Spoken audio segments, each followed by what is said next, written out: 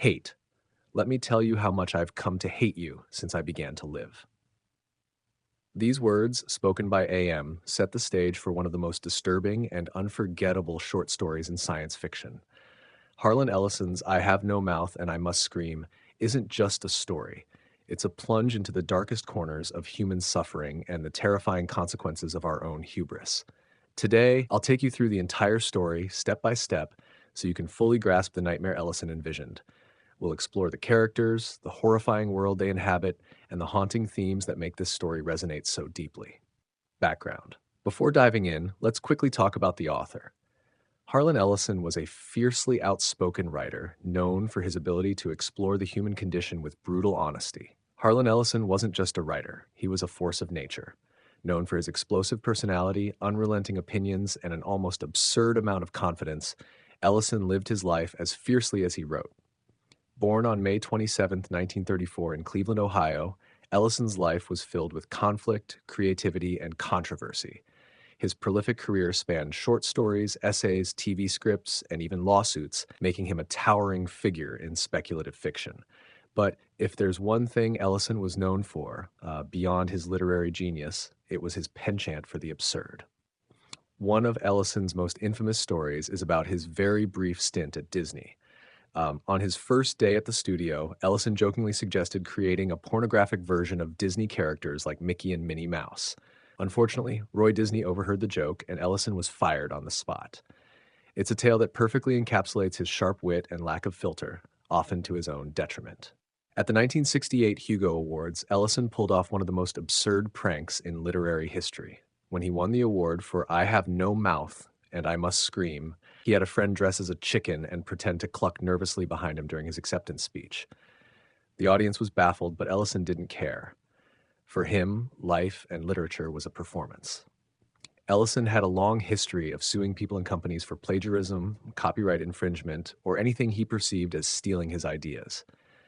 One of the most notable lawsuits was against The Terminator, 1984. Ellison claimed the film borrowed heavily from two of his Outer Limits scripts, Soldier and Demon with a Glass Hand.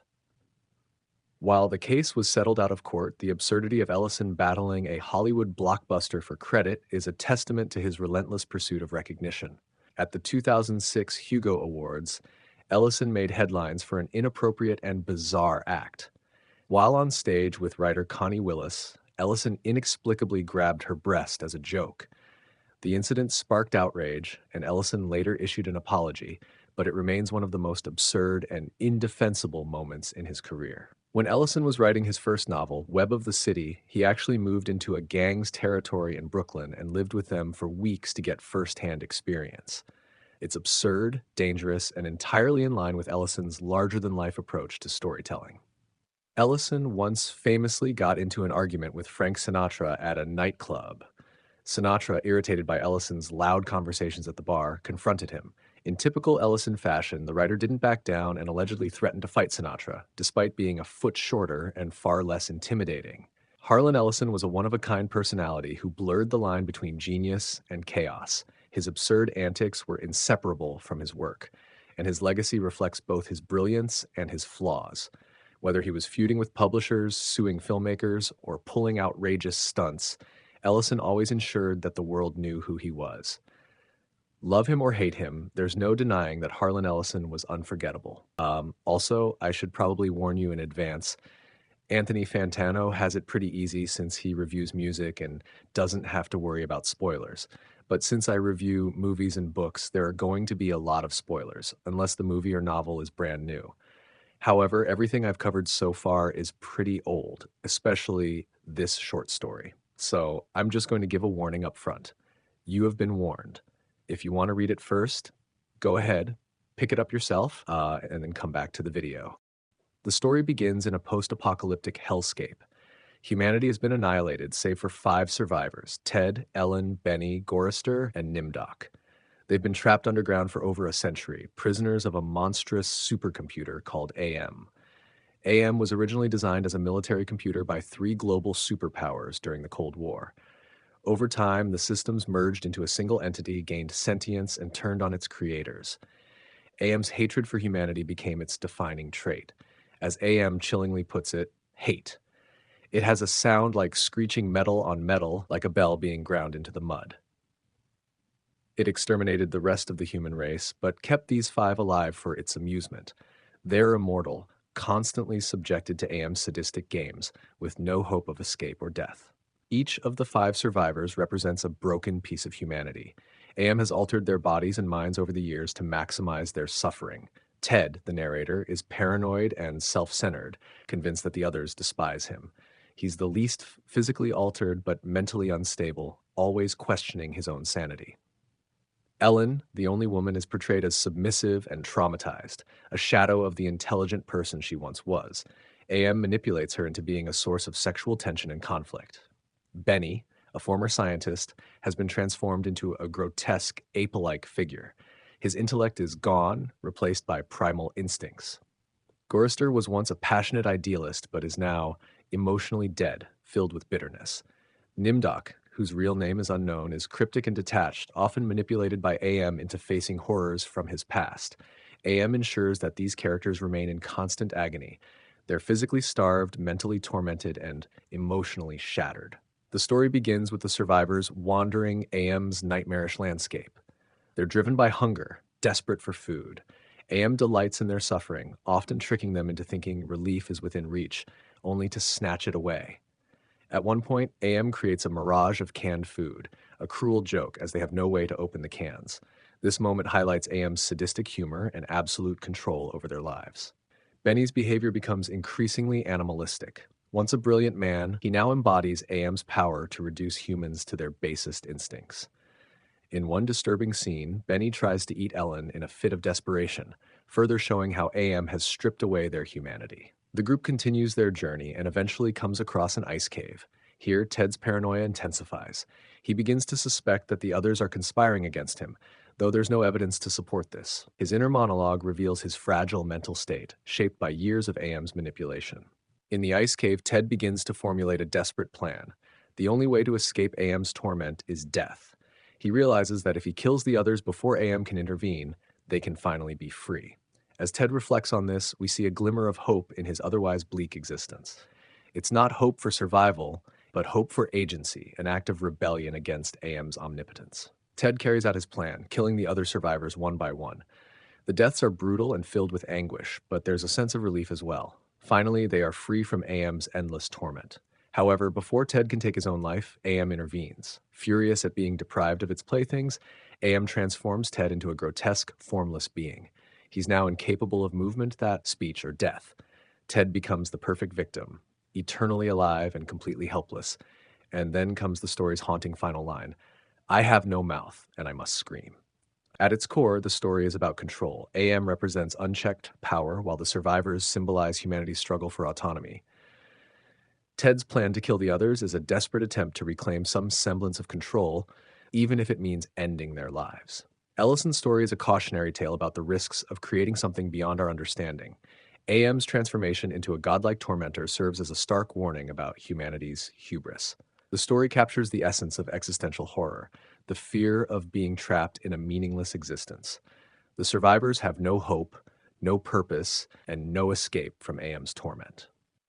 Reading I Have No Mouth and I Must Scream is like staring into an abyss. It forces us to confront uncomfortable truths about power, suffering, and the human condition. Ellison doesn't offer solutions or comfort. He leaves us with the unsettling realization that sometimes the only thing we have is the will to resist, even in the face of insurmountable odds. Ellison once described writing as an act of rebellion, and this story embodies that sentiment. It's a defiant scream into the void, a reminder of our fragility and our resilience. When I finished I Have No Mouth and I Must Scream, I was left with a mix of awe and frustration. Harlan Ellison undeniably created a powerful, thought-provoking story, one that digs into your psyche and refuses to let go, but it's not without its flaws. Let's get one thing clear. This is a monumental piece of science fiction. Its atmosphere, its themes, and its unforgettable ending make it one of those stories that sticks with you long after you've read it. That said, there are things about it that held me back from fully embracing it. Ellison's writing is raw, visceral, and unapologetically dark. He does an incredible job of creating a world that feels completely hopeless, ruled by AM's overwhelming hatred. But that same strength is also a double-edged sword. The story is so relentlessly grim that it borders on exhausting. While I admire how it forces the reader to sit with these dark themes, it sometimes feels like Ellison is sacrificing subtlety in favor of shock value. Take the characters, for example. They all feel like they've been stripped down to a single trait. Ted is paranoid, Ellen is traumatized, Benny is dehumanized. These traits are powerful in the context of the story, but they're not exactly nuanced. I wanted more complexity, more layers to these people who are supposed to represent the last remnants of humanity. Instead, they often feel like symbols rather than fully fleshed out individuals. And then there's the pacing. The story is incredibly short, which works in its favor in terms of intensity, but it also feels rushed at times. There's this sense that Ellison is sprinting toward that iconic final line, "I have no mouth, and I must scream," without giving the story enough breathing room. Don't get me wrong, that line is incredible, and it delivers one of the most haunting conclusions I've ever read. But the buildup doesn't always feel earned. Still, I can't deny the brilliance of the story's core ideas. The exploration of technology's potential for destruction, the horrifying implications of a sentient machine driven by hatred, and the sheer despair of being trapped in a world with no escape. All of this is executed masterfully. Ellison is asking big, uncomfortable questions here, and even though his answers are bleak, they're also brutally honest. If I had to rate I Have No Mouth and I Must Scream, I'd give it a 7.5 out of 10. It's an incredibly impactful story, but it's also not without its flaws. The unrelenting darkness, the lack of nuance in the characters, and the occasional feeling of rushed storytelling keep it from being a masterpiece in my eyes. That said, it's a must-read for anyone interested in science fiction or dystopian literature. It's the kind of story that demands your attention and forces you to grapple with its ideas, even if it doesn't leave you feeling great afterward. Would I recommend it? Definitely. But go into it knowing you're not going to walk away feeling uplifted. This is a story that wants to challenge you, unsettle you, and leave you questioning what it means to be human. And in that sense, it succeeds brilliantly. Let me know if you want me to do more book reviews. I really enjoy reading, so let me know if there are any books you would like me to cover. Thank you for watching. Make sure to subscribe if you want to see more. Have a good day.